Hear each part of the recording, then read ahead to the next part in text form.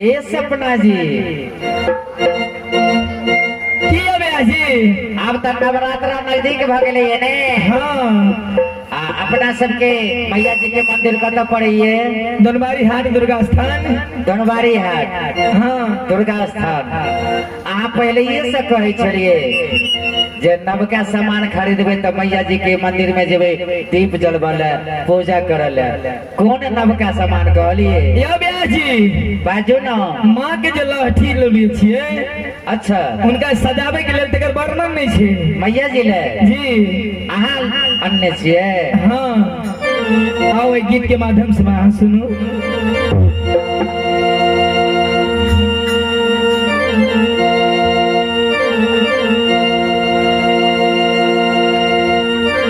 Hello नभका लहठी लो हमें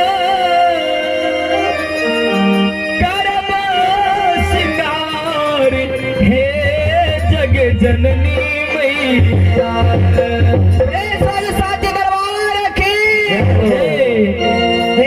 एगो बात बुझे छ हे हमरा गप कह बात नहीं कह। देखे छ अपना सब जाय कहे छी मैया के दरबार में आयल छिए ने। सब क्यों जाय कहै छै कि कहाँ कहे छे जाय में तो जो आवाजे नहीं छे। प्रेम सुन साज दरबार की हां ए बेरे आवाज नभका लहठी लो हम करबै सिंगार हे जग जननी मैया। जगमग करती आहाँ के दरबार हे जग जननी मैया। जगमग करती आहाँ के दरबार हे जग जननी मैया। नभका लहठी लो हमें करबै सिंगार हे जग जननी मैया।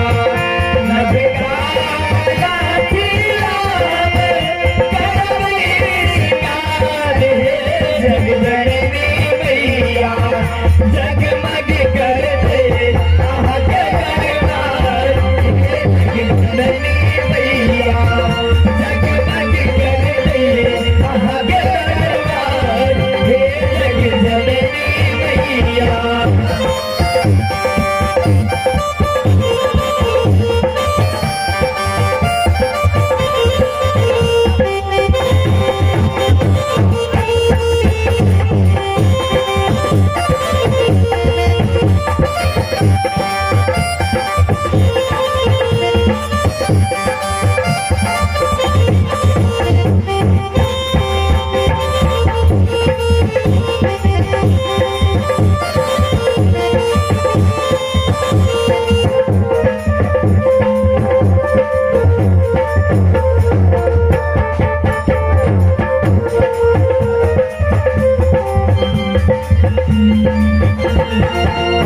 लाल रंग नुआब लाल रंग टिकुली हे जग जननी मैया।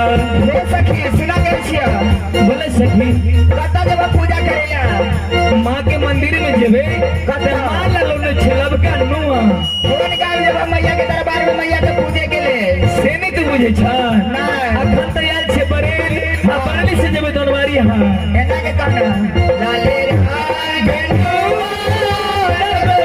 लाल रंग टिकुली हे जग जननी मैया।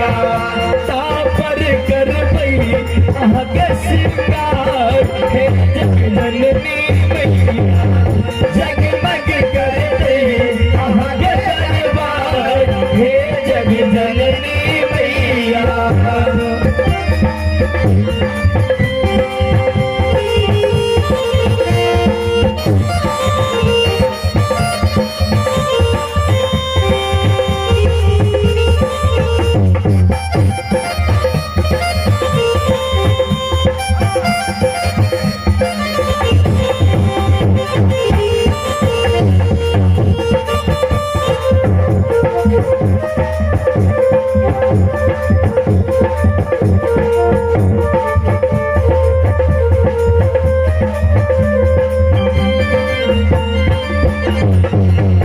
सोना के कंगना गढ़ा